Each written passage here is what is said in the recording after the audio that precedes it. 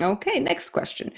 What advice do you give someone who struggles to connect to their inner children? Great question.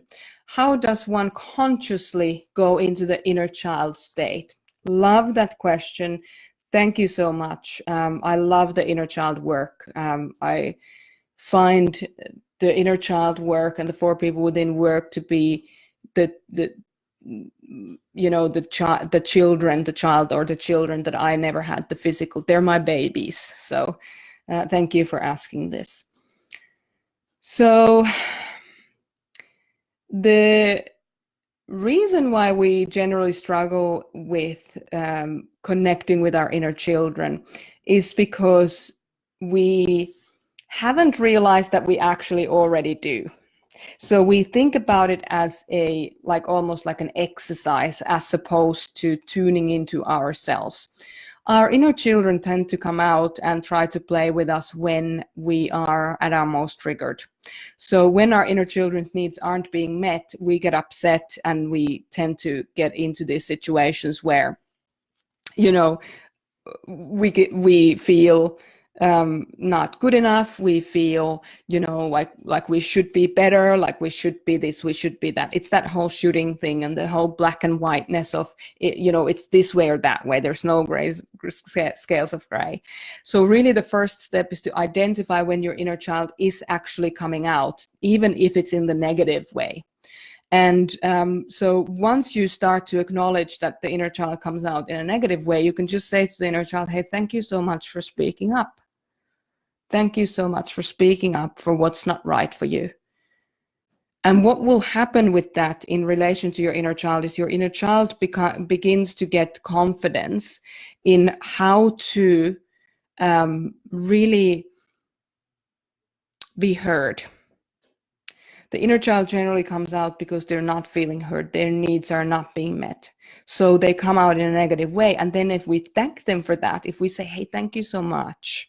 Thank you so much for coming out and telling me how you're feeling about this. I didn't realize that it was like this for you. Then the inner child gets validation from that. And then after a while of doing that, connecting with the inner child when they're having a hard time, when you can identify them, then the inner child begins to come out in a more playful way. So in a more safe, positive way. And it just takes the time it takes to really get the inner child confident in the fact that you can actually meet some of their needs. They're hiding. They're like, imagine your inner children like, prey animals like horses or deer. They hide in the bushes if they can't trust you. So if they don't feel like your grown-up parts of you are looking after them, they're just hiding in the bushes and just observing how things are going before they step out. And sometimes they step out because they're upset. But if we can say, hey, sweetheart, come over here and let's do some fun things, then that might invite them out as well in a positive way. So how does one consciously go into the inner child state? There isn't, well, there is. So sorry, I was going to answer this a little bit different way, but then changed my mind. So how can you, I'd like to change this question into how can you consciously induce the connection with your inner children? Because you don't necessarily want to consciously go into the inner child state, because if one of your inner children is very traumatized and you go into that space, just into that space without bringing any grown-ups with you, what happens is that your life might be taken over by this trauma of this inner child. So what you want to actually do is learn the perspective of either your adult self or your inner parent, and then start having conversations with the particular inner child that you want to connect with. So get to know them as a person. If you have no idea what I'm talking about here, or if you're like, how do I do that? Then the best way to actually do that is to do the 4 People Within course. So go on over to merjasumiloff.com into the courses section, and you can find the 4 People Within course there. It'll show you exactly how to do it.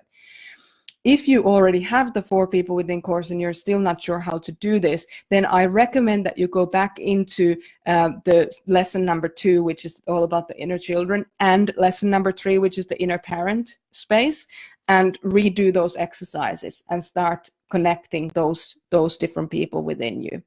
Because it's not a question of now I'm this, inner child, now I'm that inner child, now I'm adult self, you're all of them at the same time, but you can choose a couple of those roles to kind of interplay with each other to really create a lot of healing and care and love for yourself.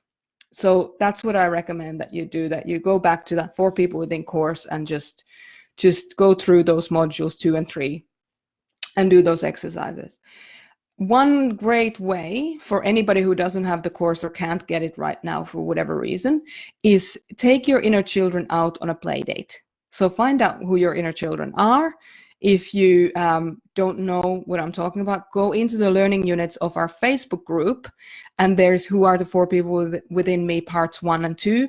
Read those, do the exercises in those, and then take your individual inner children out on play dates. So do something that's really important for the inner child that you have, or the 2 inner children that you have.